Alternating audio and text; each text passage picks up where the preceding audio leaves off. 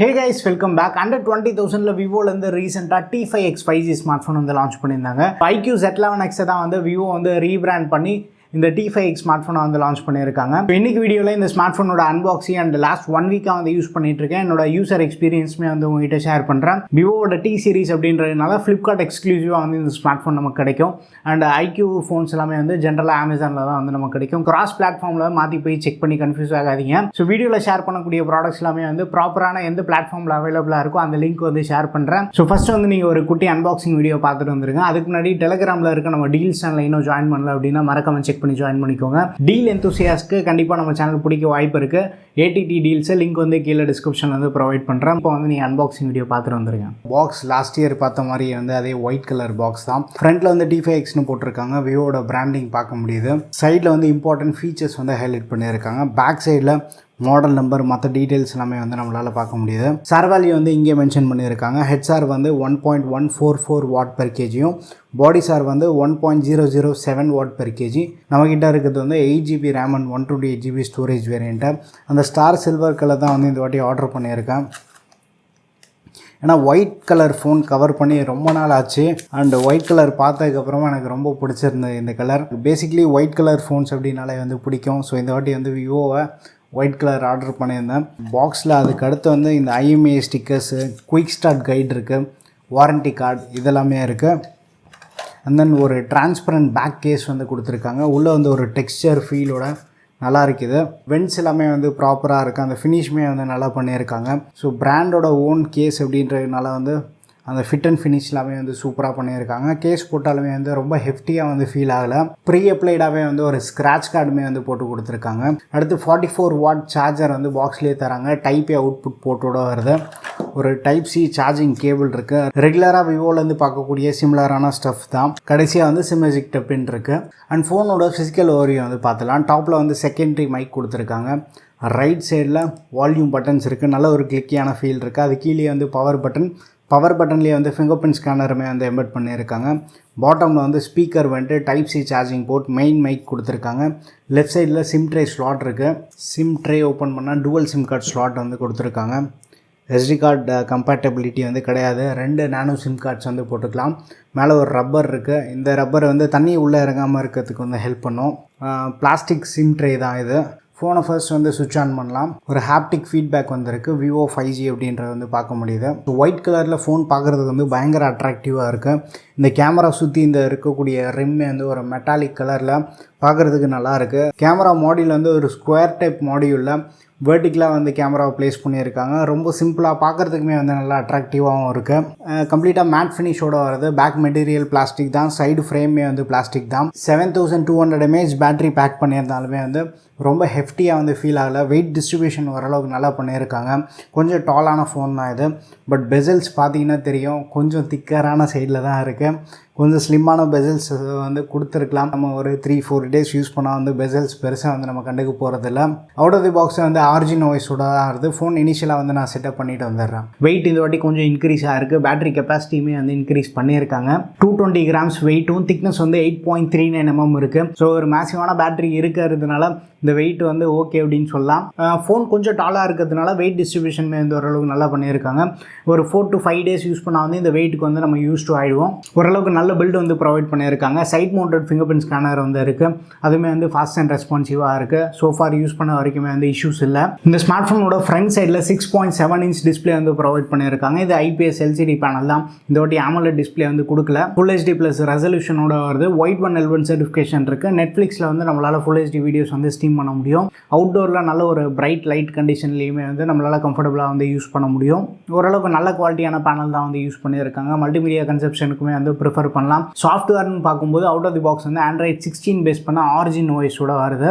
So இது still வந்து கொஞ்சம் ஹெவியான ஸ்கின் தான். FrontTouchWiz 15 வந்து கொஞ்சம் ஃப்ளூயிடாக இருந்த மாதிரி நான் ஃபேஸ் பண்ணியிருந்தேன். பட் இது இன்னும் கொஞ்சம் வந்து ஹெவியாக ஃபீல் ஆகுது. Dimensity 7400 ப்ராசர் யூஸ் பண்ணியிருக்காங்க.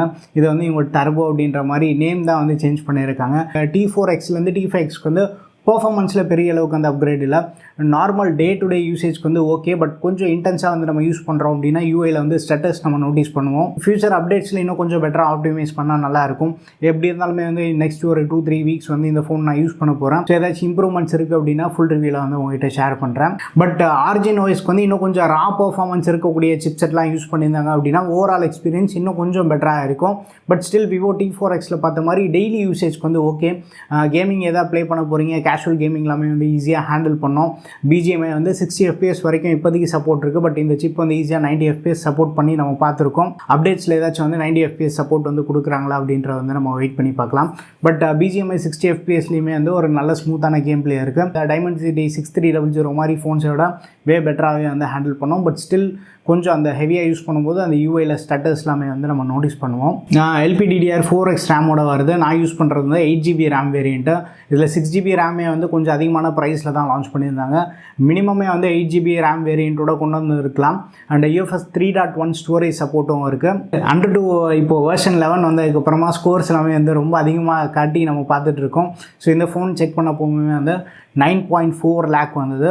ஸோ இன்சேன் ஸ்கோர்ஸாக தெரியும். ஸ்டில் டே டு டே யூசேஜ்க்கு வந்து இந்த சிப்செட் வந்து ஹேண்டில் பண்ணோம். பட் அந்த 9 lakh 10 lakh Antutu ஸ்கோர் இருக்கிறதுனால பயங்கரமாக பெர்ஃபார்ம் பண்ணோம் அப்படின்ற அந்த மைண்ட் செட்டில் மட்டும் இருக்காதீங்க. ஏன்னா இப்போ அந்த Antutu வெர்ஷன் 11 வந்து நார்மல் ஒரு பேசிக் சிப்செட்டே வந்து ஓரளவுக்கு நல்ல ஸ்கோர்ஸ் வந்து காட்டுது. கனெக்டிவிட்டி இஷ்யூ வந்து இப்போதைக்கு நான் எதுவும் ஃபேஸ் பண்ணல. ஜியோ சிம் வந்து யூஸ் பண்ணி டெஸ்ட் பண்ணி பார்த்துருந்தேன். இண்டோர்லேயுமே வந்து ஒரு சில கால்ஸ் வந்து என்னால் பேச முடியுது. கால் ட்ராப் இஷ்யூ அதெல்லாம் எதுவும் நான் ஃபேஸ் பண்ணல. வைஃபை கனெக்டிவிட்டியுமே வந்து ப்ராப்பராக இருக்குது. ப்ளூடூத்லேயுமே வந்து நம்மளால் ப்ராப்பராக வந்து மல்டிபிள் டிவைஸ் பேர் பண்ணி வந்து யூஸ் பண்ண முடியுது. பேசிக் சென்சார்ஸ் எல்லாமே வந்து கொடுத்துருக்காங்க. இந்த ஃபோனில் ஒரு மிகப்பெரிய பாசிட்டிவான விஷயமே வந்து இதோட பேட்டரி கெப்பாசிட்டி தான். 7200 mAh பேட்டரி வந்து பேக் பண்ணியிருக்காங்க.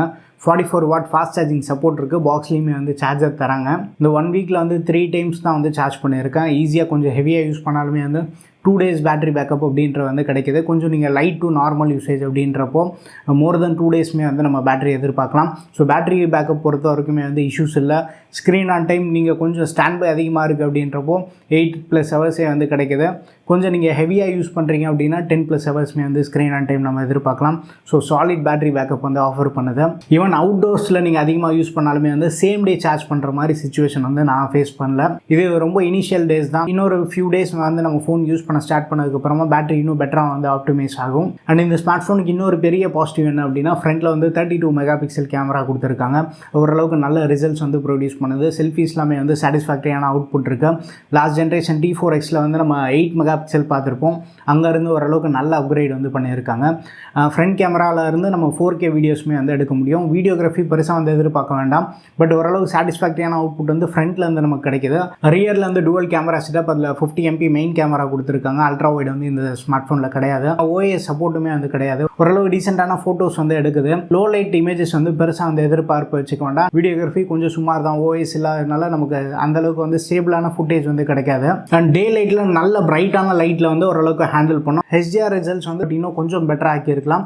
பட் இந்த ப்ரைஸ்க்கு வந்து ரியர் கேமரா ஜஸ்டிஃபை பண்ணலை அப்படின்னு தான் சொல்லணும். மேபி இதே ஃபோனை வந்து ஒரு 14,000-15,000 rupees லான்ச் பண்ணியிருந்தாங்க அப்படின்னா ரியர் கேமரா ஓகே, அந்த ப்ரைஸ் ப்ராக்கெட்டுக்கு வந்து ஓகே சாட்டிஸ்ஃபேக்டரியாக இருக்குது அப்படின்னு சொல்லலாம். பட் இந்த 20,000 rupee ப்ரைஸ் ப்ராக்கெட்டில் பெட்டரான ரியர் கேமரா ஃபோன்ஸ் வந்து நமக்கு நிறையவே வந்து அவைலபிளாக இருக்குது. பட் ஃப்ரண்ட் கேமரா இந்த ஸ்மார்ட் ஃபோன் வந்து கண்டிப்பாக ஒரு பாசிட்டிவான விஷயம் தான். இந்த ஸ்மார்ட் ஃபோனோட ப்ரோஸ் அண்ட் கான்ஸ் பார்த்தோன்னா டெய்லி யூசேஜ்க்கு பர்ஃபார்மன்ஸ் ஓகே, பட் இன்னும் கொஞ்சம் பெட்டராக இருந்திருக்கலாமோ அப்படின்ற மாதிரி தான் வந்து தோணுது. ரியர் கேமரா இன்னும் கொஞ்சம் பெட்டராக இருந்திருக்கலாம். அப்டேட்ஸில் ஏதாவது இம்ப்ரூவ்மெண்ட் இருக்குது அப்படின்ற வந்து நான் செக் பண்ணி பார்த்துட்டு நம்ம சேனலில் வந்து அப்டேட் பண்ணுறேன். அண்ட் பாசிட்டிவ்ஸ்னு பார்க்கும்போது பேட்டரி பேக்கப், ஃப்ரண்ட் கேமரா வந்து பெரிய பாசிட்டிவ்ஸ். அண்ட் இந்த ப்ரைஸ் ப்ராக்கெட்டுக்கு வந்து AMOLED டிஸ்பிளே ப்ரொவைட் பண்ணியிருக்கலாம். பட் LCD டிஸ்பிளே கொடுத்துருக்காங்க. LCD டிஸ்பிளே அப்படின்றதுனால நமக்கு அந்த க்ரீன் லைன் இஷ்யூ, இந்த பிரச்சனை, அந்த தலைவலி இருக்காது. பட் ஸ்டில் இந்த ப்ரைஸ்க்கு வந்து கண்டிப்பாக AMOLED டிஸ்பிளே வந்து கொடுத்துருக்கலாம். ஏன்னா T சீரிஸ் அப்படின்றதுனால ஆன்லைன் எக்ஸ்க்ளூசிவ் சீரிஸு கண்டிப்பாக ஒரு நல்ல வேல்யூ ஃபார் மணி சீரிஸ் அப்படின்னு விவோவோட T சீரிஸ் வந்து நம்ம சொல்லலாம்.